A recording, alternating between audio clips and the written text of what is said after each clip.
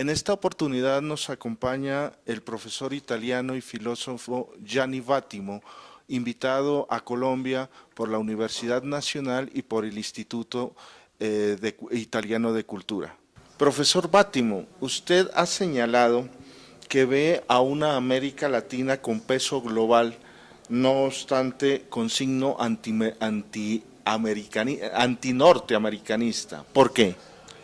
Bueno, porque efectivamente lo que pasó en las últimas décadas, decimos, yo creo que la única cosa importante de la política mundial, es decir, se construyeron en un lugar, en una región como América Latina, con riquezas de recursos, con poblaciones jóvenes, unas democracias que antes no existían.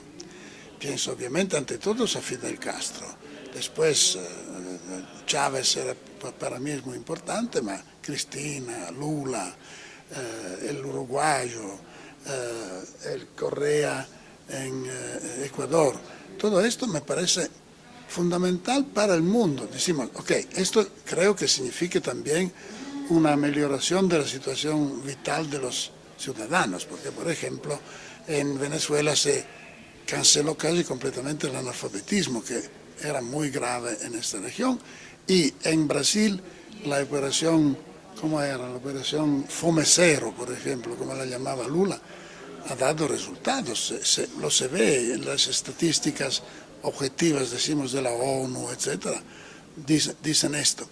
Esto es importante para los pueblos latinoamericanos. De otro lado, es muy importante para la política mundial en general, porque es como si un gran subcontinente, como todo Latinoamérica, se toma el poder de condicionar los grandes poderes imperialistas anteriores, como los Estados Unidos. Yo no creo que vaya a haber una guerra de Latinoamérica en contra de los Estados Unidos, no me gustaría para los dos pueblos, etc. Pero es fundamental que los pueblos, los gobiernos latinoamericanos de América Latina constituyen como un contrabalance al poder imperialista mundial que son todavía los Estados Unidos, que imponen también a Europa una política económica que no es favorable a nuestros pueblos, etcétera, etcétera. Yo llamo a estos gobiernos socialistas, comunistas, bolivarianos, pero son efectivamente una gran novedad que, decimos, representa una posibilidad para el futuro incluso de la Europa. Yo una vez he dado una ponencia justo en Quito que se intitulaba un poco provocatoriamente Latinoamérica como futuro de la nueva Europa. Obviamente comprendo todas las diferencias, pero me parece este contenido es fundamental. La idea que hay como un otro gran poder continental que equilibra un poco la influencia siempre más negativa hoy de los Estados Unidos. Profesor Vattimo, algunos sociólogos han señalado que en América Latina ha interrumpido una nueva concepción filosófica, en palabras de Boaventura de Sousa, una epistemología del sur. ¿Usted qué opina?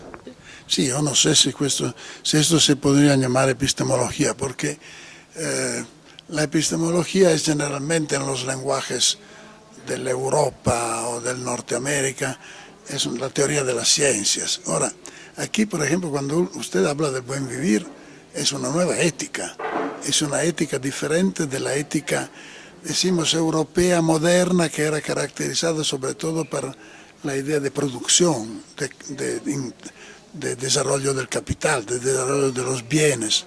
Aquí me parece que, aunque no sea, no se puede desear que no se produzcan bienes, pero a mí me parece que en la mentalidad, del espíritu de Latinoamérica de hoy, hay mucho más atención a la calidad de la vida que a la cantidad de los bienes producidos. Esto significa, por ejemplo, que la sociedad no es modelada como una industria. La estructura de la mentalidad europea moderna, típicamente moderna, era la de la máquina de la cadena de montaje, cioè cada ciudadano debe producir lo que el otro espera para contribuir a la riqueza. Todo esto me parece que afortunadamente en Latinoamérica en general en los pueblos latinos es un poco menos vivo. que en Gran Bretaña, por ejemplo, en los pueblos anglosajones. Usted siempre ha sido considerado del lado de los anglosajones como un límite de los pueblos latinos. Yo creo que es su fuerza, la posibilidad de una ética más humana y menos productivista, menos capitalista, para decir así. ¿La concepción eurocéntrica del mundo ha quedado desfasada ante las nuevas realidades contemporáneas? Sí, creo. Obviamente una concepción como la eurocéntrica, como una tradición, decimos, mundial, siempre centrada sobre el poder de los estados de Europa y de Norteamérica, una concepción similar no termina en un día.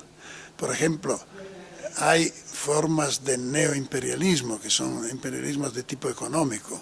Por ejemplo, en lugar de ocupar militarmente Colombia, uno envía capitales que se inversionan y conducen a crear industrias, sí, pero siempre con una perspectiva eurocéntrica, es decir, que los inversionistas occidentales inversionan y aportan a la casa, se retiran con sí la ganancia, ¿no? Pero ahora no generan industria, todo es capital especulativo. Sí, esto también, pero decimos que por ejemplo, se toma la minería. La minería es algo que disfruta, explota recursos locales que tienen que ser extraídos. A mí me parece que la minería es un buen ejemplo de lo que es el colonialismo eurocéntrico, incluso un poco industrial, pero usted dice bien que hoy somos en un momento en el cual el dinero se hace con el dinero, ni siquiera con el trabajo humano, se hace especulando sobre los capitales. Al final todo esto, que podría ser a mí, la idea de producir dinero con dinero y no producirlo con trabajo humano, me gustaría, pero a un cierto punto se explotan estas bulas, como se dice. Nosotros en Europa estamos en un momento como esto. El dinero tende a un cierto punto a imponerse como único fine y se cierran incluso las industrias. Por ejemplo, en Italia, cuando la Fiat reduce la producción, las acciones de Fiat aumentan de valor. ¿Por qué? Porque es como liberarse de un gasto productivo que incluye también gastos sociales, etc., y simplemente concentrarse sobre el giro del dinero que se multiplica, intereses, etcétera, etcétera. Es la terrible condición del capitalismo financiero esto. Hagamos un contraste entre Europa y América Latina. En Europa, términos con contenido ideológico como ecología política, posneoliberalismo, posdesarrollo, prácticamente no se pueden designar, pero no hay contenido, no tienen contenido. No tienen poder, porque finalmente usted está diciendo lo que yo habría tenido que decir al comienzo. ¿Por qué me interesa América Latina? Porque aquí todavía tienen sentido estas nociones que para nosotros son como silenciadas, calladas, etcétera, etcétera. No, esto me importa mucho. Al final yo he dicho en Italia que se tiene suceso, se tiene éxito la formación de este nuevo gobierno italiano, que será un nuevo gobierno neutral, es decir, técnico, es decir, capitalista, es decir, tecnocrático. Bueno, yo voy a pedir la ciudadanía argentina. Bueno, por lo menos en Argentina hay un debate diario, pujante, vivo, donde se están generando alternativas, hay una crítica que es lo que no se ve ni en Europa ni en Italia. Sí, esto es verdad. Yo tal vez pienso que tengo también una pequeña mitología privada de Latinoamérica, es decir, que por ejemplo, realizo, me doy cuenta que también en Venezuela, que a mí me gustó mucho para las ideas de cooperación social que ha tenido Chávez, no todo es tan brillante como a mí me parece, pero es fundamental, se necesita también una mitología, como una vez en Europa tenemos, los comunistas tienen el mito de la Rusia, ahora, por favor que no se hablen de la Rusia, necesitamos una mitología para reforzar un poco la fuerza de la oposición al capitalismo, que está muriéndose, pero de una manera bastante peligrosa. Profesor Vátimo, usted se ha autodenominado como un gran chavista europeo. ¿Cuál cree que es el gran legado que deja el presidente Hugo Chávez a los pueblos del mundo?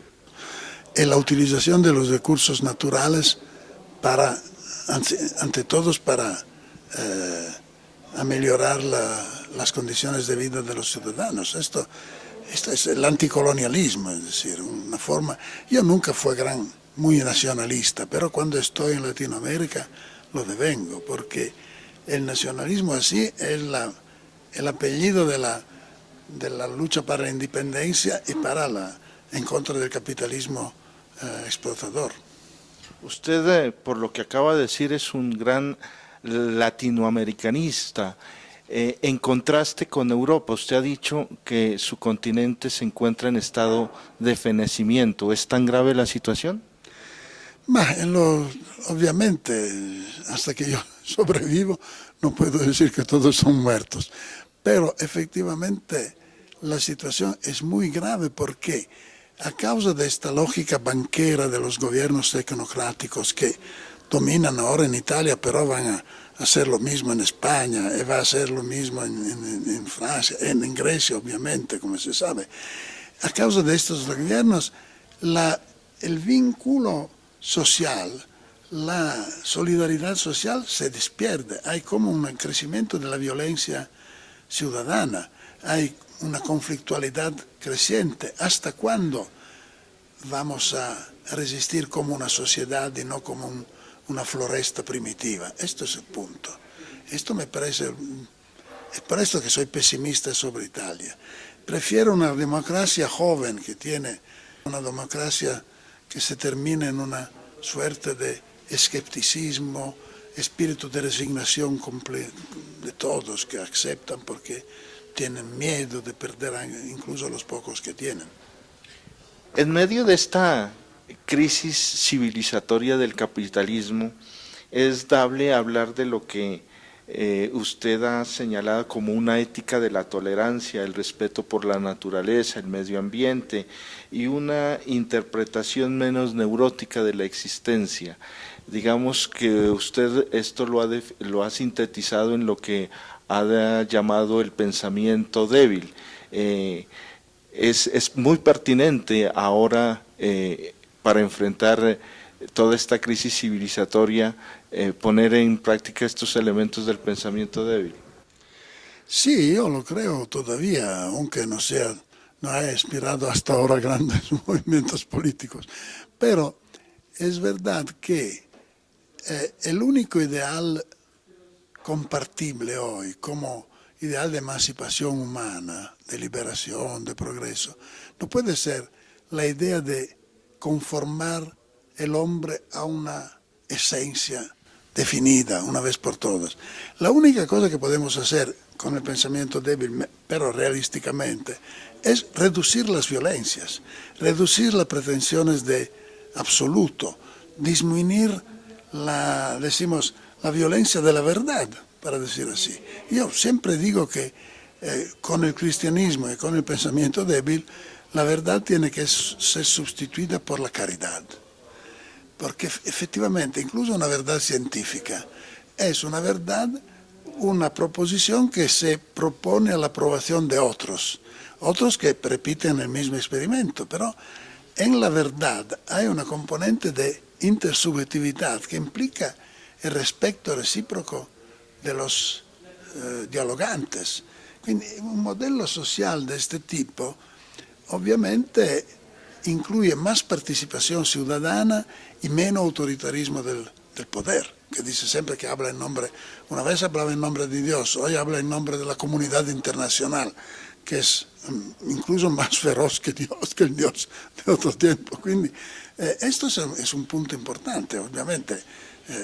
Cuando yo digo esto no cambia mucho políticamente, pero es como una inspiración que circula y que puede ser útil.